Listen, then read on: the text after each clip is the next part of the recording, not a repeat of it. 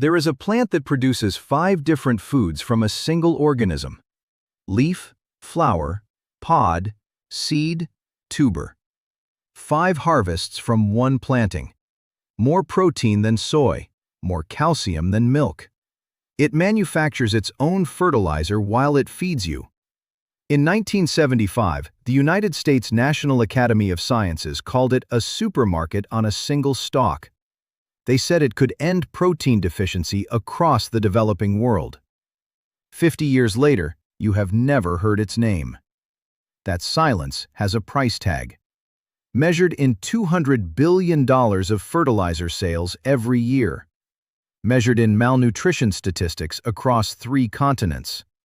Measured in farmers trapped in cycles of debt buying inputs this plant renders unnecessary. This is the winged bean. The complete crop they buried because it threatened to make you independent. Welcome to Clean Eating Forgotten. The archive opens in the highlands of Papua New Guinea, 3,000 years ago. A woman kneels in rich volcanic soil, her hands dark with earth. She is planting something her grandmother planted, something her grandmother's grandmother planted. A vine that will climb the wooden stakes her husband carved yesterday. A vine that will feed her family for the next 6 months without asking for anything in return. She does not know the Latin name. She does not need to. She knows that when the pale blue flowers appear, she will pick them for tonight's meal. Sweet, delicate, a hint of something like fresh peas mixed with morning dew. She knows that when the young pods form, winged and strange and unlike any other bean, she will slice them into soups where they soften into something between green bean and asparagus.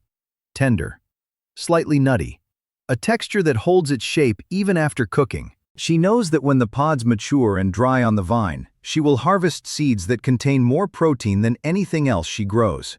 Seeds she will roast over fire until they crack and release an aroma like roasted chestnuts mixed with something earthier, something ancient. And she knows that when the growing season ends, she will dig beneath the spent vines and find tubers. Starchy, dense. 7 times more protein than the potatoes that will not arrive on her island for another 2,000 years. 5 foods. 1 plant. 0 inputs from outside her village. This is not primitive agriculture. This is sophisticated food sovereignty encoded in a single species over millennia of careful selection. Travel west to Indonesia. Same latitude, same plant. Different name, but identical wisdom. The farmers of Java integrated the winged bean into polyculture systems that European agronomists would later study with confusion and admiration. The vines climbed over corn stalks, maximizing vertical space that monoculture wastes. The roots fixed nitrogen into soil that would grow rice the following season without any added fertilizer. The continuous harvest meant food security that did not depend on a single moment of vulnerability. Picture a market in Surabaya, 1850. Before the Dutch colonial administration began restructuring Indonesian agriculture around export commodities. Before coffee and sugar replaced food sovereignty with cash dependency. The market stalls overflow with winged bean pods, some young and green, sold by the handful for immediate cooking. Some mature, seeds rattling inside, destined for storage and protein through the dry season.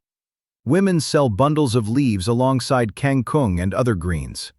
The flowers, pale blue against woven baskets, attract buyers who know they will brighten tonight's rice. No one in this market is protein deficient.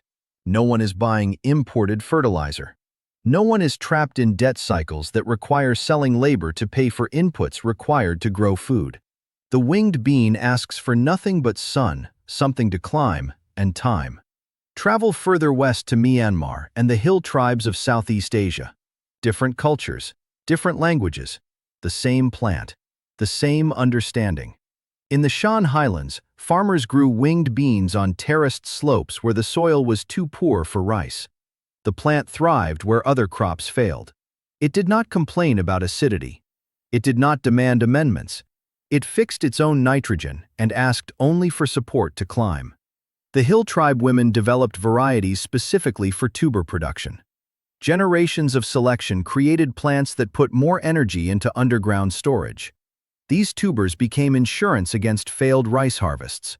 Protein and carbohydrate waiting beneath the soil when everything above ground disappointed. Travels south to the Philippines. The Ilocano people called it seguidillas. They ate the young pods in dishes that mixed the winged bean with coconut milk and shrimp paste. The combination of textures. The crunch of fresh pod against creamy coconut. The protein from beans complementing the protein from seafood. This is the pattern across tropical Asia. Wherever this plant took root, food security followed. Not the fragile security of monoculture and global supply chains, the deep security of species that have co-evolved with human needs across 3,000 years. Modern science would later confirm what these cultures knew without laboratories. In 1975, the National Academy of Sciences convened a panel to assess underexploited tropical plants with promising economic value. The language they used was extraordinary for a scientific body known for measured statements. They described the winged bean as a one-species supermarket. They noted that nearly every part of the plant is edible and nutritious. They flagged it as a potential solution for protein malnutrition in regions where animal protein was scarce or unaffordable. The numbers justified the excitement. The seeds contain between 35 and 40% protein by dry weight. Let that number settle. Soy, the global benchmark for plant protein, hovers around 34%. The winged bean matches it. In some varieties, it exceeds it. But unlike soy, which dominates because of industrial infrastructure and political lobbying and billions of dollars in research funding, the winged bean asks for almost nothing. The protein quality is equally remarkable. The amino acid profile approaches what nutritionists call complete protein. All essential amino acids present in proportions that rival animal sources. This is not a food that needs to be combined with grains to fill gaps. This is a food that fills its own gaps. The leaves contain protein levels comparable to spinach, plus significant calcium and iron. The tubers, and this is the data point that should make you pause, contain between 15 and 20% protein. Compare that to the potato in your kitchen right now. 2% protein at best. The winged bean tuber delivers 7 to 10 times more protein while providing comparable carbohydrates. Research stations in the Philippines confirmed these numbers through the 1980s. Studies in Nigeria expanded the dataset. Analysis from research institutions across 3 continents verified that the winged bean was exactly what the 1975 report claimed: a one-species supermarket. In 1978, the International Institute of Tropical Agriculture in Nigeria began systematic trials. They tested varieties from across Southeast Asia in African soil. The results exceeded expectations. The plant adapted. It thrived in conditions that would stress commercial crops. It produced harvestable food within 60 days of planting and continued producing for months afterward. The nitrogen fixation rates matched or exceeded other tropical legumes. A 1982 study measured the actual nitrogen contribution. A single hectare of winged beans fixed between 100 and 200 kilograms of nitrogen into the soil over one growing season.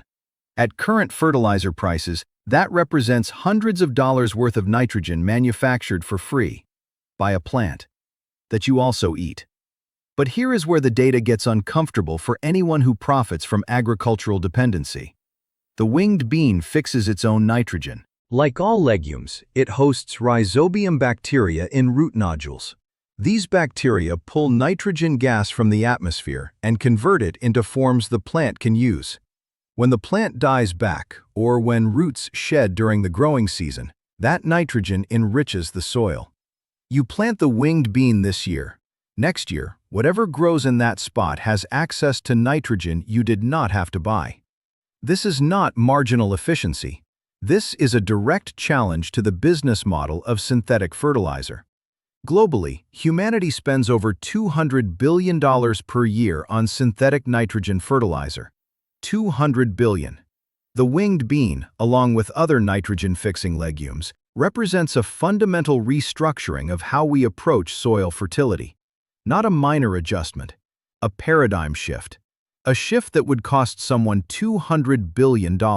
So if this plant is everything the science says it is, why are you learning about it now instead of 20 years ago?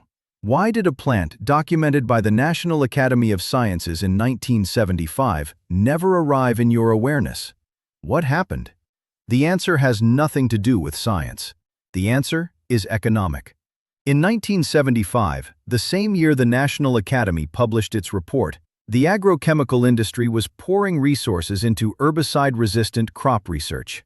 The business model was elegant in its cruelty. Create seeds that require your chemicals to thrive. Patent those seeds so farmers must buy new ones every season. Create dependency loops disguised as innovation. Within 2 decades, this strategy would produce Roundup-ready soybeans, seeds that dominated global agriculture. Seeds that required farmers to buy new seeds every year. Seeds that required proprietary chemicals to grow. A closed system of perpetual purchase. The winged bean did not fit this model. It could not be patented in its natural form. It propagated itself through saved seeds. It fixed its own nitrogen. It thrived in poor soils where industrial crops fail. It produced food continuously for months without chemical inputs. It did not create customers. It created independence. And independence does not generate quarterly returns for shareholders. Follow the money through the 1980s. Billions of dollars flowed into genetically modified soy and corn research. Billions more into patented seed varieties that locked farmers into perpetual purchase agreements. Agricultural extension services received funding to promote crops that required inputs farmers had to buy. The winged bean received almost nothing. Research slowed. Funding dried up. Agricultural extension programs that were supposed to bring the winged bean to farmers across the tropics never materialized at scale. The plant sat in germplasm banks, preserved, documented, ignored. Consider the timeline more closely. 1975, the National Academy of Sciences publishes its report calling the winged bean a supermarket on a single stalk. Research stations across the tropics begin trials. 1978, Monsanto begins development of glyphosate-resistant crops, the foundation for the Roundup-ready system that would dominate global agriculture. 1982, peak winged bean research, studies published across multiple continents, optimism about deployment to food-insecure regions. 1985, agricultural research funding begins shifting dramatically toward biotechnology and patentable crop varieties. Traditional crop research funding stagnates. 1996, Roundup-ready soybeans reach commercial market. Farmers begin purchasing seeds annually instead of saving them. Herbicide sales surge. 2000, winged bean research has effectively ceased at major institutions. The plant exists in germplasm banks and traditional growing communities, nowhere else. This was not conspiracy in the dramatic sense. No secret meeting decided to suppress the winged bean. The mechanism was simpler and more effective.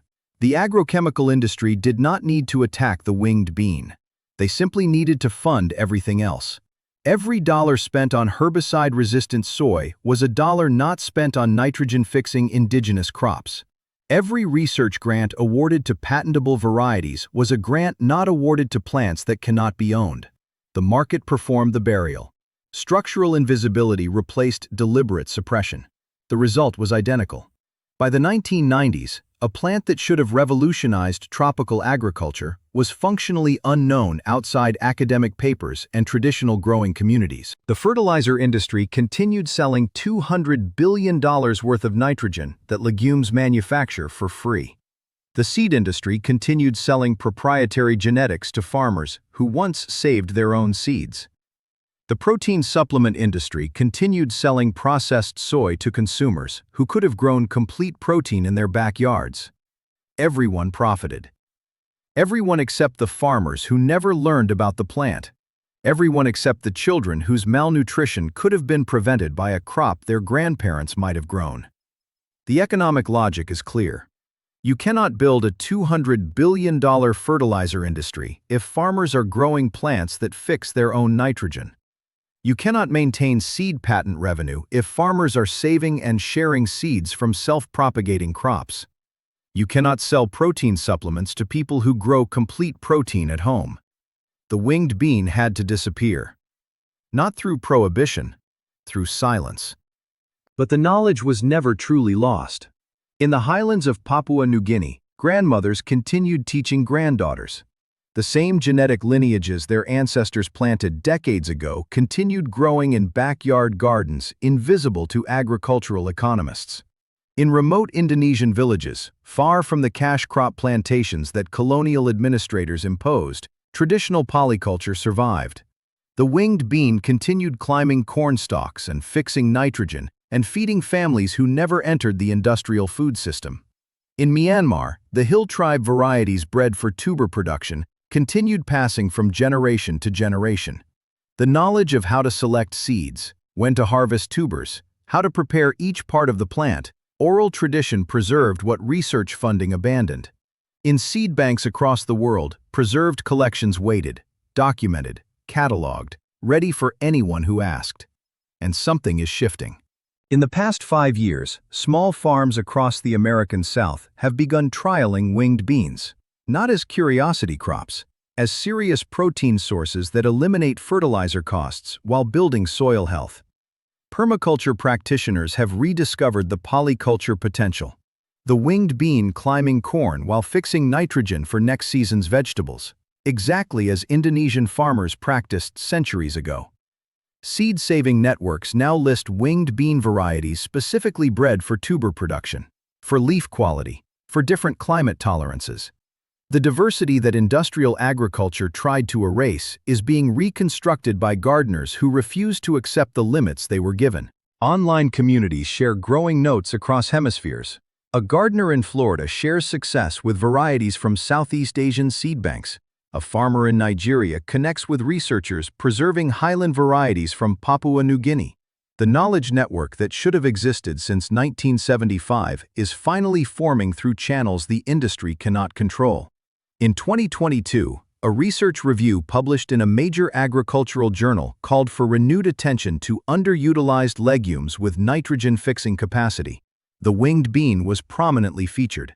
The authors noted that in an era of rising fertilizer costs and climate uncertainty, crops that manufacture their own nitrogen while producing complete protein represent exactly the resilience modern agriculture claims to want. Universities in tropical regions are reopening research programs. New varieties are being developed. The 50-year gap in serious attention is slowly beginning to close. The academic community is slowly waking up. The question is whether the funding will follow, or whether structural invisibility will continue operating as designed. The revival is real but fragile. It depends on people like you learning that this plant exists, sharing that knowledge, growing it where conditions allow, demanding it where they do not. Every winged bean planted is a vote against the system that buried this knowledge for 50 years. Reclaiming this is simpler than they want you to believe. Step 1. Source the seeds. Small seed companies specializing in rare and heritage varieties carry winged bean seeds. Online seed exchanges list multiple varieties. The seeds are not expensive. They are not hard to find once you know to look. Look for varieties bred for your purpose. Some varieties excel at tuber production. Others prioritize leaf harvest or seed yield. Know what you want before you order. Step 2. Understand the requirements. The winged bean is tropical. It thrives in warm conditions with full sun. It needs something to climb, a trellis, a fence, neighboring corn stalks. It can reach 3 to 4 meters in a single season. In temperate climates, it requires a longer frost-free season, at least 4 months of warm weather. Greenhouse cultivation extends possibilities, but the plant does best outdoors in appropriate climates. Step 3. Plant and wait. The winged bean tolerates poor soils because it fixes its own nitrogen. It does not require the amendments industrial agriculture convinced you were necessary. Plant it, support it, let it grow. Step 4. Harvest continuously. This is not a single-moment crop. The flowers appear, and you eat them. The young pods form, and you harvest them. The mature seeds dry, and you collect them. The tubers develop underground, and you dig them when the season ends. 5 foods from one planting. Months of harvest from one decision. Step 5. Save and share. The seeds you harvest can plant next year's crop, and the year after, and the year after that. Save the best seeds from your strongest plants. Share them with neighbors who are ready to learn. This is how the knowledge spreads. Not through marketing budgets, through gardeners who refuse to let solutions disappear. Step 6. Teach someone. Every person who learns about the winged bean is one less customer for the $200 billion fertilizer industry. One less dependent on protein supplements that cost more than growing your own. One more link in a chain of knowledge that stretches back 3,000 years. The knowledge was never actually lost. It was just made invisible.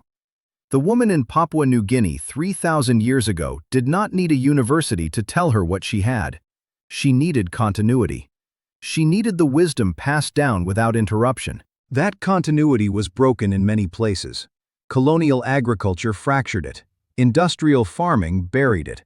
Marketing budgets drowned it in noise about proprietary seeds and chemical inputs. But the plant survived.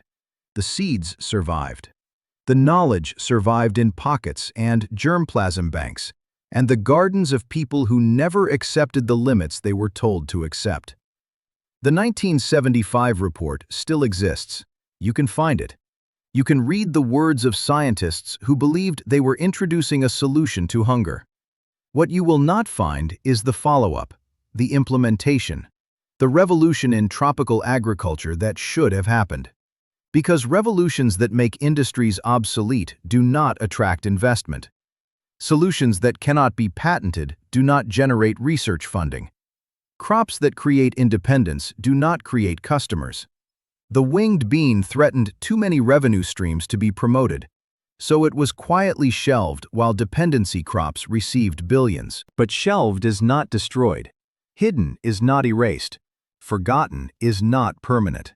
This plant is available, right now, to anyone willing to learn that it exists and act on that knowledge. The system that buried the winged bean for 50 years depends on your ignorance to function. It depends on you not knowing that complete protein grows on a vine, that fertilizer manufactures itself in root nodules, that 5 foods come from one species. That ignorance ends today.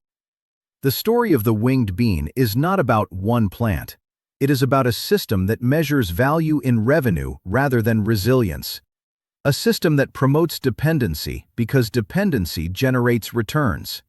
A system that buries solutions that threaten business models, not through malice, but through the simple mathematics of what gets funded and what does not. For 3,000 years, humans understood that food sovereignty meant growing plants that ask for nothing and give everything.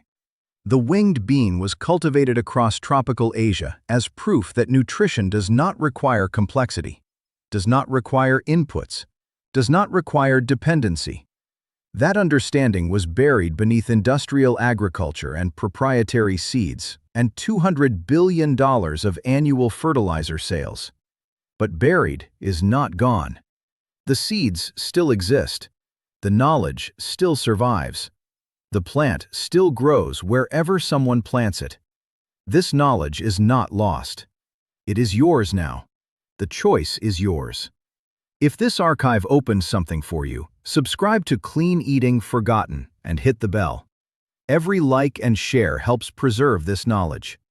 The next archive opens soon.